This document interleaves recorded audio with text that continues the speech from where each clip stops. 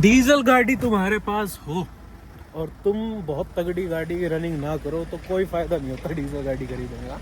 नमस्कार जी, मैं शुभम सांगवान, स्वागत है सबका मेरे चैनल पर। मैं हूं शुभम सांगवान। ये है हमारी महिंद्रा की स्कॉर्पियो एन, ठीक है। और इस गाड़ी को लिए 6 महीने हमें होंगे अगले एक हफ्ते में, ठीक है।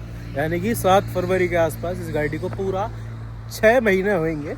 और इस गाड़ी को हम 18,900 के आसपास चला चुके हैं, यानी रफ एस्टिमेट लेके चलूँ तो 20,000 किलोमीटर ये गाड़ी चल चुकी है।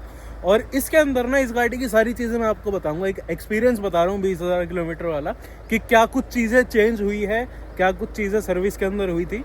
और मेन मुद्दा मैं एक और बताऊंगा कि जो मेरे को स्कॉर्पियो का बहुत ख़राब लगा, जो 18,000 किलोमीटर पे ही इसकी एक पार्ट है जो वेयर एंड टियर वाला, जो 18,000 किलोमीटर पे ही ख़त्म हो गया। और सिर्फ मेरा नहीं, बहुत गाड़ियों का हो रहा है।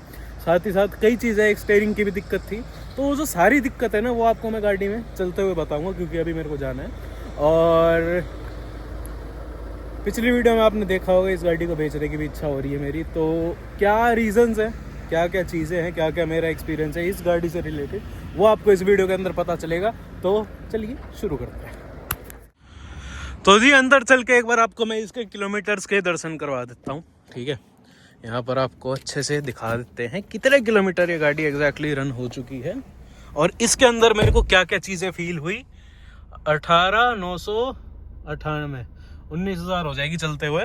और बिल्कुल एग्जैक्ट 20,000 रुपये इसकी वीडियो में नहीं बना पाऊंगा, क्योंकि कल ये गाड़ी 1 महीने के लिए श्रीनगर जा रही है। तो 1,000 किलोमीटर जाएगी आएगी तब तक 21-22,000 किलोमीटर ये गाड़ी हो चुकी होगी। तो एक चीज़ वो, तो सबसे पहली चीज़ देखो, 18,000 किलोमीटर में सबसे ख़राब चीज़ मेरे को लगी कि इसकी जो है ना, अब वो पर्चा गाड़ी में रखा है नहीं रखा, ढूंढना पड़ेगा इसका। चलो छोड़ो, यहाँ नहीं है शायद, कहाँ छूट गया होगा, आई डोंट नो। 18,000 किलोमीटर पे मैंने, अगर आप मेरे इंस्टा पे जुड़े हुए तो मैंने वहाँ स्टोरी डाली थी, इसके ब्रेक पैड पीछे के ख़त्म हो जाते हैं। गाड़ी चलाते हुए हमें आवाज़ आ रही थी तो कंप्लेन थी, हम गए, हमने दिखाया, उनने बोला भैया इसके तो ब्रेक पैड गए हुए पीछे के, बदलवाओ। तो उसका बिल मेरे को कुछ 6,900 देना पड़ा, जिसके अंदर ब्रेक पैड भी थी, उसकी हल्की फुल्की सी लेबर भी थी, और जो अपना DF डलता है वो था। तो DF भी डल चुका है इसके अंदर, डीजल पार्टिकुलेट फिल्टर का वो जो होता है एड ब्लू। और ये चीज़ यार थोड़ी सी मेरे को लगी कि इतनी जल्दी क्यों वेयर एंड टियर हो जाते हैं इसकी ब्रेक पैड। और ऑटोमेटिक स्कॉर्पियन वाले भाई जो है, एक आधे से मैंने पूछा, उनकी तो ये समझो हर सर्विस के ऊपर ब्रेक पैड चेंज होते हैं, यानी 4-5 हज़ार रुपये का एक झटका हर सर्विस के ऊपर एक्स्ट्रा है उसका। तो इतनी जल्दी ब्रेक पैड तो जाने नहीं चाहिए भाई। ऑटोमेटिक गाड़ी के 20,000 चलते हैं, मैनुअल के तो 30,000 चलने चाहिए। ये तो 17-18 हज़ार में गोल हो गए थे। और जबकि जब पहली सर्विस इसकी मैंने करवाई थी ना 12,000 किलोमीटर के आसपास, तब उनने कहा था 2-3 हज़ार किलोमीटर के ये बच रहे हैं।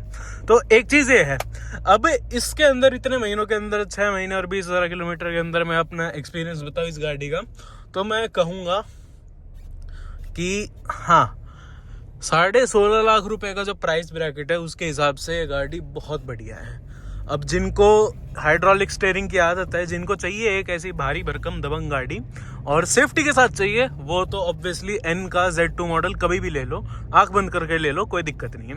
अब इसके अंदर ना लेफ्ट भागने वाली दिक्कत है, देखो स्टीयरिंग छोड़ा और गाड़ी गई, ठीक है। तो ये लेफ्ट भागने वाली दिक्कत सिर्फ इसके अंदर नहीं है, मैं कहूँगा महिंद्रा की जितनी गाड़ियाँ हैं ना, 60 से 70% गाड़ियों के अंदर ये दिक्कत होने ही होने वाली है। वो महिंद्रा का जो है कंपनी का डिफेक्ट है, जिनके अंदर हाइड्रोलिक स्टीयरिंग आता है। इलेक्ट्रिक स्टीयरिंग का मेरे को पता नहीं क्या है क्या नहीं। अगर इलेक्ट्रिक स्टीयरिंग के अंदर भी ये लेफ्ट भागने वाली दिक्कत है तो नॉट सो गुड। और स्टीयरिंग बीच में ना आने की दिक्कत थी, वो तो चलो मैंने सॉल्व करवाई थी, अब जो है सही हो रखा है। किसका फ़ोन? पहले महिंद्रा वालों का, जिनके पास कल गया था मैं, मतलब सबसे पहले जिनके पास वैल्यूएशन करवाई उनका फ़ोन आया था। तो बुकिंग कर रहे हैं, बुकिंग इतनी जल्दी मैं करवाने नहीं वाला। तो स्टीयरिंग का मैंने जैसे बताया यार, लेफ्ट में भागने वाली परेशानी है इसके अंदर, वो रहेगी, हमेशा रहेगी, उसका कोई जुगाड़ नहीं मिलने वाला। और गलत है ये चीज़, मैं तो ये बोलूँगा।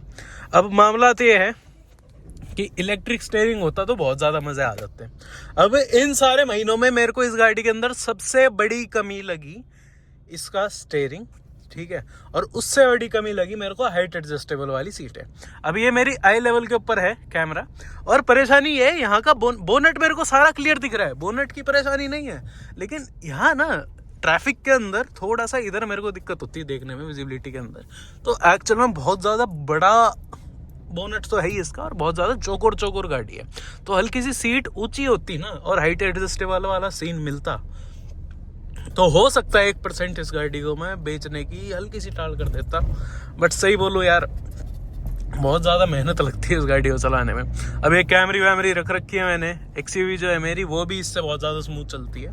तो पावर की अगर मैं बात करूं तो 130 bhp देती है, अंडर पावर्ड कहीं से नहीं कहूँगा मैं, लेकिन एक है ना स्मूथनेस इंजन के अंदर, वो ये 140 bhp दे देते हैं ना, 130 की जगह 140 दे देते, 150 दे देते जो एरोक्स के अंदर दे रहे हैं, गाड़ी कई गुना ज़्यादा स्मूथ हो जाती, ठीक है।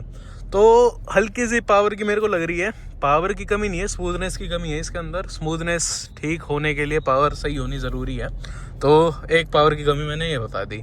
स्टेयरिंग वही बात है, हाइड्रोलिक है, भारी मिलता है। शहर के अंदर हल्की सी मेरे को परेशानी फील होती है और कोई गाड़ी चलाऊं उस हिसाब से, क्योंकि ज़मीन आसमान का फ़र्क है।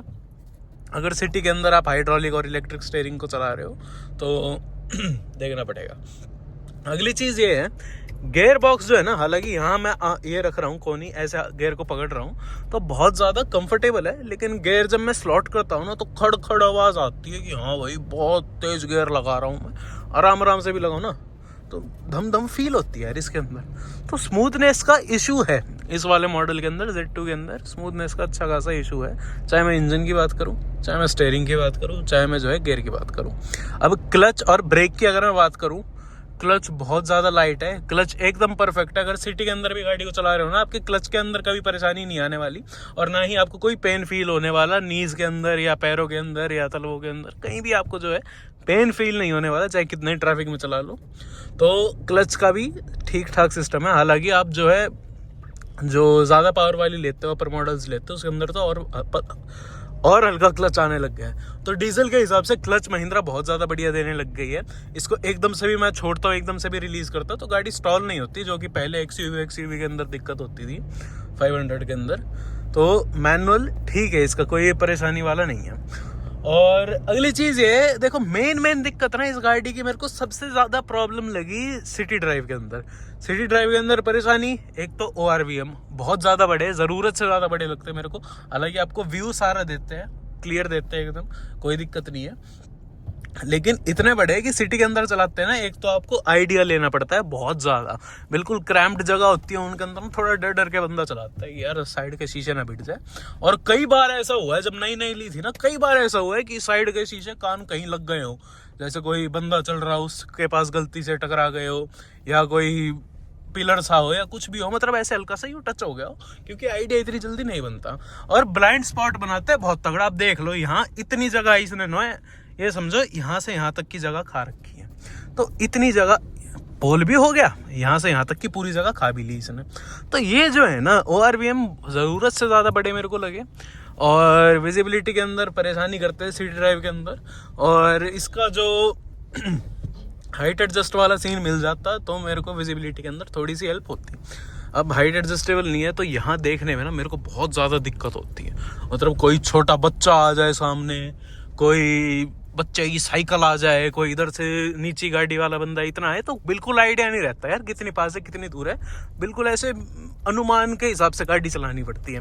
तो मेरा तो ये मानना होता है कि आइडिया से हम अगर गाड़ी चलाते हैं ना, एक है कि बिल्कुल ही हमें पता है, पूरा कॉन्फिडेंस है, एक है कि हाँ आइडिया से गाड़ी चला रहे हैं। तो आइडिया से अगर गाड़ी चलाओगे तो भिड़नी होती है, तो थोड़ा सा विजिबिलिटी का मेरे को इशू लगा।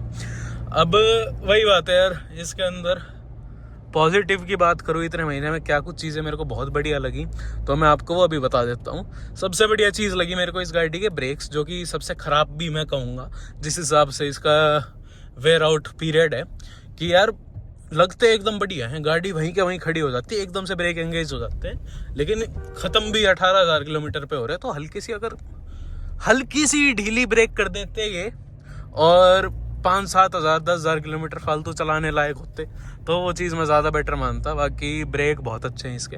अगली चीज़ एवरेज, इस इंजन की सबसे बड़ा फायदा ये है, अब हालांकि 2.2 डीजल सबके अंदर आ रहा है, लेकिन पावर का हल्का सा फर्क होता है। तो इस पावर का सबसे बढ़िया फायदा तो मैं ये बता रहा हूँ, एवरेज इस गाड़ी की भाई बहुत मजेदार है। ठीक है, पहाड़ों में जैसे इस गाड़ी को वैष्णो देवी में लेके गया था, फुल टैंक मैंने जाता हुए ख़त्म करा था, और आते टाइम भी तेल जो है 100-120 किलोमीटर का बच गया था।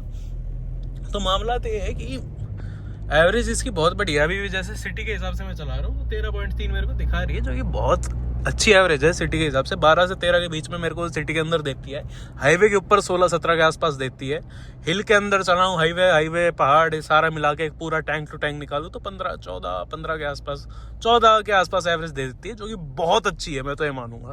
तो एवरेज वाले पॉइंट ऑफ व्यू से गाड़ी बहुत बढ़िया है।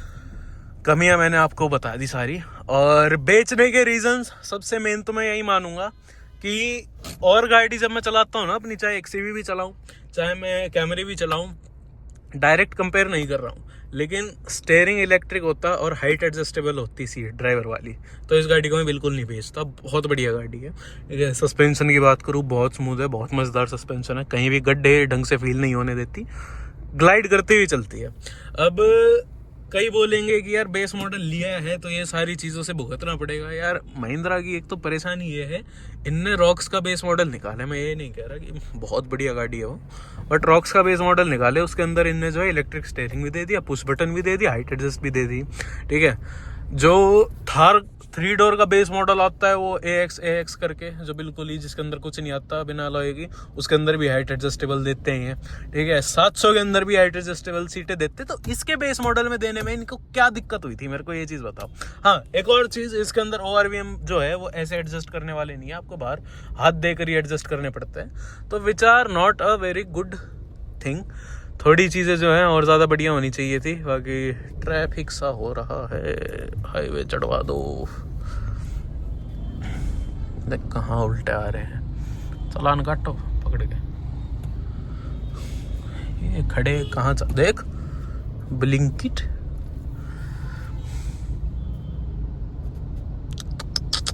तो देखो, मैंने आपको सारी चीज़ें इन शॉर्ट में बता दी है। क्रिस्प एंड स्वीट वीडियो बनाऊंगा मैं, जिसके अंदर बहुत लंबी चीज़ें नहीं खींचूंगा मैं। हाईवे ड्राइविंग गाड़ी की बहुत बढ़िया है, कोई परेशानी नहीं। और सबसे बढ़िया जोन इस मॉडल का मैं बताऊँ ड्राइविंग का, इस गाड़ी को पहाड़ों में चलाने में यार बड़े मज़े आए। लो एंड टॉर्क भी ठीक सा है इसका। ठीक है, और 2000 RPM के आसपास ना गाड़ी हल्की सी स्मूथ हो जाती है, 2-2500 RPM के आसपास, और हिल के अंदर गाड़ी लगभग उसी RPM के ऊपर चलती है।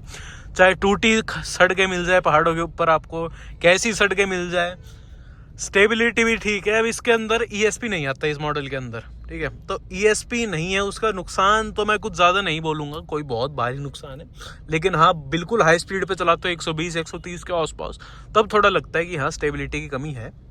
बाकी 100 तक गाड़ी बहुत बढ़िया स्टेबल है, 110 तक भी कोई कॉन्फिडेंस के अंदर कमी नहीं आती।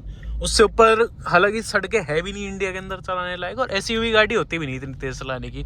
90-100 इज़ द बेस्ट स्पीड, 90 तो मैं स्वीट स्पीड मानता हूँ, कोई गाड़ी हो। परफेक्ट एवरेज देती है 90 की स्पीड पे गाड़ी, परफेक्ट जो है स्टेबिलिटी देती है, परफेक्ट जो है कंट्रोल होता है गाड़ी के ऊपर। अब मेहनत मैनुअल तो है, मेहनत करनी पड़ती है यार, बहुत ज़्यादा मेहनती गाड़ी लगती है ये। ऐसे ऐसे मारो गेयर, ऑटोमेटिक नशा है भाई, ऑटोमेटिक गाड़ी का नशा हो जाए फिर यूँ लगता है कि फालतू मेहनत क्यों कर रहे हैं गाड़ी चलाते हुए। तो सिटी ड्राइव के अंदर बहुत ज़्यादा मेहनत है गाड़ी के अंदर। हाईवे ड्राइव ठीक ठीक है, 90 के आसपास चलाओ, लंबा चलाओ, कोई दिक्कत नहीं। हाईवे ड्राइव के ऊपर परेशानी मेरे को लगती है इसकी सीट होगी, बहुत ज़्यादा कंफर्टेबल नहीं लगी मेरे को, थोड़ी सी अपराइट लगती है गाड़ी मेरे को। अब सीट में हल्की सी लेटा लूँ कंफर्ट के लिए तो मेरा बोनट वाला एरिया ख़त्म हो जाता है। तो कई चीज़ें यार देखनी पड़ती है। बाकी हाईवे के हिसाब से बढ़िया है। बेस्ट जोन जो बिल्कुल ही पहाड़ों के लिए गाड़ी लेना चाहते हैं ना, उनके लिए तो Z2 बहुत बढ़िया वेरिएंट है, बेशक ले लो अगर आपको 16-17 लाख रुपए गाड़ी के ऊपर लगाने हैं। सेफ्टी की सेफ्टी पूरी। ठीक है, अच्छा एक चीज़, इसका जो बीच की रो है ना, बीच की रो यार बहुत कंफर्टेबल है इसकी, मैंने ढंग से चेक नहीं करी, लेकिन और गाड़ियों से कंपेयर करूँ ना, स्पेस भी ठीक ठीक है। फ्रंट वाली सीटों से ऊंची है पीछे की रो, और बढ़िया कंफर्टेबल कुशनिंग बहुत बढ़िया है पीछे की सीट की, और साथ साथ आपको जो है आर्म रेस्ट भी मिल जाता है। तो फैमिली के हिसाब से बहुत प्यारी गाड़ी है।